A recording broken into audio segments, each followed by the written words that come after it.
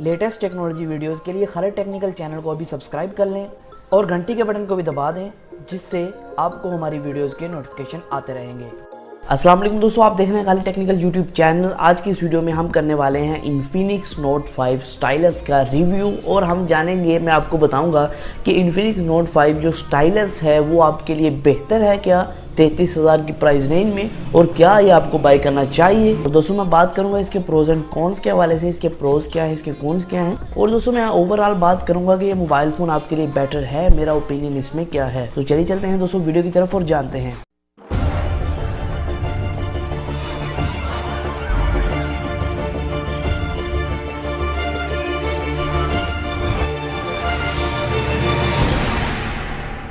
तो बेसिकली आज मैं वीडियो नहीं बनाने वाला था, लेकिन नोट 5 स्टाइलस जब मैंने इंटरनेट पे देखा, इसकी वाह देखी, तो मैंने कहा क्यों ना एक वीडियो बना दी जाए, एक अपना हॉनेस्ट ओपिनियन जाहिर कर दिया जाए आपके साथ कि नोट 5 जो स्टाइलस इन्फिनिक्स की तरफ से लॉन्च किया गया है, ये क्या असल में इसकी क्या स्पेक्स हैं और ये क्या आपको प्रोवाइड करेगा, और क्या ये 33,000 की रेंज में बेस्ट फ़ोन है। तो आज हम यही जानेंगे। पहले थोड़े से स्पेक्स जान लेते हैं, उसके बाद में आपको प्रोज एंड कॉन्स और इसका ओपिनियन बताऊंगा। तो यहाँ जो इसका मेन हाईलाइटेड फीचर है जो इन्फिनिक्स की तरफ से कहा गया है कि भाईजान हमारी जो डिज़ाइन है वो बड़ा बेहतरीन है। तो जो डिज़ाइन देख लेते हैं पहले, तो इसका ये आता है कि आपको फुल मेटल बॉडी मिलती है, मतलब कि आपको एल्युमिनियम हर तरफ मिलता है, पीछे की तरफ, साइडों की तरफ आपको फुल एल्युमिनियम बॉडी मिलती है, फ्रंट की तरफ आपको गोरिल्ला ग्लास 5 का सपोर्ट मिलता है, नीचे की तरफ आपको दोस्तों माइक्रो यूएसबी मिलती है, स्पीकर ग्रिल मिलती है और एक एक्स पेन मिलता है। तो यहाँ आपको 3.5 mm की सहूलत भी दी गई है, मतलब कि आप हैंड फ्री अपनी हेडफोन वगैरह कुछ भी अटैच कर पाएंगे। और दोस्तों यहाँ आपको डुअल सिम का सपोर्ट दिया गया है, लेकिन ये हाइब्रिड सिम है, मतलब कि अगर आप मेमोरी कार्ड लगाना चाहते हैं तो आपको एक सिम को निकालना होगा।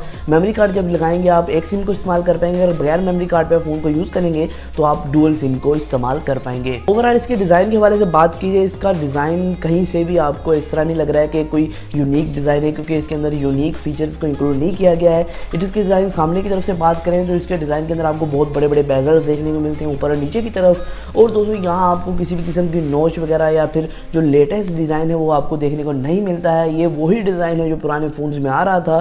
तो यहाँ मैं बात करूँगा कि स्टाइलस कहने का इसका कोई मकसद नहीं है। तो डिज़ाइन के हवाले से तो बिल्कुल आप कह सकते हैं कि 33,000 की रेंज को ये बीट नहीं करता है। जैसे मैंने आपको बताया दोस्तों, आप डिस्प्ले के बारे में बात करते हैं, डिस्प्ले आपको बहुत बड़े बड़े बेजल्स के साथ मिलता है इसका, तो इस वजह से डिस्प्ले इसका खासा मुझे अच्छा नहीं लगा है। दोस्तों यहाँ जो डिस्प्ले है वो 6.0 इंचज़ का 1080p डिस्प्ले है। तो ये LCD पैनल है, मतलब कि ये एक LCD डिस्प्ले है, तो आपको एक सुपर एमोलेड या एमोलेड डिस्प्ले नहीं प्रोवाइड किया गया है। दोस्तों इसका पिक्सल रेशियो आपको काफ़ी अच्छा दिया गया है, 1080px 2160, तो आपको जो PPI रेट है वो 402 मिलता है। और दोस्तों ये जो डिस्प्ले है वो गोरिल्ला ग्लास को सपोर्ट करता है, मतलब कि आपका मोबाइल है वो स्क्रैचेस से बचा रहेगा। और ये डिस्प्ले आता है 18:9 के एक्सपेक्ट रेशियो के साथ। अब बात करते हैं इसके CPU के हवाले से, इसकी रैम और इसकी रोम के हवाले से। दोस्तों इसके अंदर आपको बेसिकली 4 GB की रैम मिलती है और 64 GB की इंटरनल स्टोरेज मिलती है। अगर बात की जाए CPU की, यहाँ आपको MediaTek का Helio P23 CPU मिल जाता है, जिसके साथ आपको GPU मिलता है माली का G71। तो ओवरऑल अगर बात की जाए GPU और CPU की,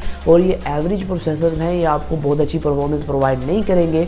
तो मेरे ख्याल में जो 30,000 की रेंज है इसके लिए ये प्रोसेसर भी कोई बेस्ट प्रोसेसर नहीं है। लेकिन रैम और रोम आपको अच्छी प्रोवाइड की, मतलब कि 4 GB की रैम और 64 GB की इंटरनल स्टोरेज, जिसके साथ आप हाइब्रिड सिम स्लॉट, मतलब कि आप मेमोरी कार्ड लगाकर कोई भी स्टोरेज एक्सपेंड कर पाएंगे। लेकिन इससे ये होगा कि आप डुअल सिम का यूज़ नहीं कर पाएंगे। अब आते हैं इसके मेन फीचर कैमरा की तरफ। तो मेन कैमरा इसका 16 मेगापिक्सल का है। बैक की तरफ कोई डुअल कैमरा का सेटअप इसको नहीं प्रोवाइड किया गया इसके अंदर। आपको पता ही है आजकल 25,000 की रेंज से ही डुअल कैमरा शुरू हो जाते हैं, लेकिन इसके अंदर आपको 33,000 की रेंज तक भी कोई डुअल कैमरा प्रोवाइड नहीं किया गया है। जो फ्रंट कैमरा है वो भी आपको 16 मेगापिक्सल का देखने को मिलता है। दोस्तों इन दोनों के साथ आपको LED फ्लैश देखने को मिलता है, जो रात को आपको काफ़ी मदद देगा किसी भी पिक्चर लेने को। तो दोस्तों इसके अंदर जो पोर्ट्रेट शॉट्स होने वाले हैं आपके सेल्फी के, वो एक एवरेज होने वाले हैं, वो ज़्यादा आपको अच्छे रिजल्ट नहीं प्रोवाइड करेंगे। अब बात करते हैं कोई एक्स्ट्रा फीचर्स की। दोस्तों यहाँ आपको माइक्रो USB 2.0 का सपोर्ट मिलता है, जिसके साथ आपको फास्ट चार्जिंग का सपोर्ट भी दिया गया है। दोस्तों यहाँ आपको NFC का सपोर्ट नहीं मिल रहा है इस फ़ोन के अंदर, हालांकि इस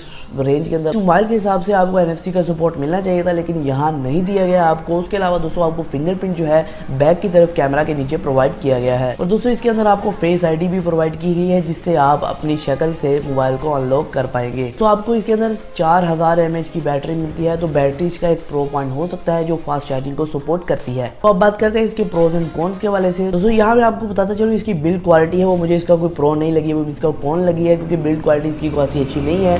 स्पेशली अगर आप बात करते हैं डिस्प्ले की, उसके अंदर आपको कोई बड़े बड़े बेजल्स मिलते हैं, वही पुराना डिज़ाइन जो आजकल आपको देखने को नहीं मिल रहा है। आपको आजकल लेटेस्ट डिज़ाइन जितने भी देखने को मिल रहे हैं उसके अंदर आपको नो बेजल्स वाली स्क्रीन देखने को मिल रही हैं। ओवरऑल बात कीजिए तो स्क्रीन टू बॉडी रेशो बहुत ज़्यादा है, जिसकी वजह से आपको बड़े बड़े बेजल देखने को मिल रहे हैं। और दूसरी बात दोस्तों, इस रेंज के अंदर आपको डुअल कैमरा प्रोवाइड किए जाते हैं जो आपको पोर्ट्रेट मोड में काफ़ी मदद करते हैं। जैसे Huawei का कुछ फ़ोन है Y की सीरीज़ में, और Xiaomi के कुछ फ़ोन है Redmi की सीरीज़ में, तो उसके अंदर आपको डुअल कैमरास का फीचर प्रोवाइड किया जाता है, लेकिन इसके अंदर वो फीचर भी नहीं प्रोवाइड किया गया। दोस्तों इसके अंदर प्रोसेसर एवरेज होने के साथ साथ आपको जो है जायरो सेंसर का सपोर्ट नहीं मिलता है, जिसके साथ आप VR का मज़ा नहीं उठा पाएंगे। और उसके अलावा दोस्तों इसके अंदर आपको NFC का सपोर्ट भी नहीं प्रोवाइड किया गया है। दोस्तों यहाँ मैं आपको बताता चलूँ कि इसके कुछ प्रोज, मैंने कहा कुछ प्रोज भी डाल दीजिए, आप ये ना कहें कि इन्फिनिक्स की ज़्यादा बुराई कर रहे हैं। दोस्तों इसके अंदर आपको Android 1 का सपोर्ट मिलता है, मतलब कि जितनी भी एंड्रॉइड की तरफ से अपडेट्स होंगी वो बराह रास्त आपको जल्दी मिल जाएंगी। और इसके अंदर दोस्तों रैम और रोम का इस्तेमाल किया गया है, 4GB रैम और 64GB इंटरनल स्टोरेज, जो एक प्रो पॉइंट आप कह सकते हैं। अच्छी रैम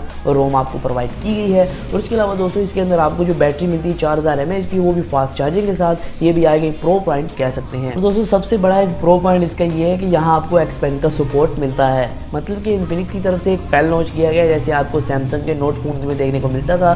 तो इन्फिनिक्स भी चाहता है हमारा नोट भी ज़रा शशके वाला हो जाए, तो उन्होंने एक पेन लॉन्च किया जिससे आप अपने फ़ोन के अंदर कोई भी लिख सकते हैं, नोट कर सकते हैं।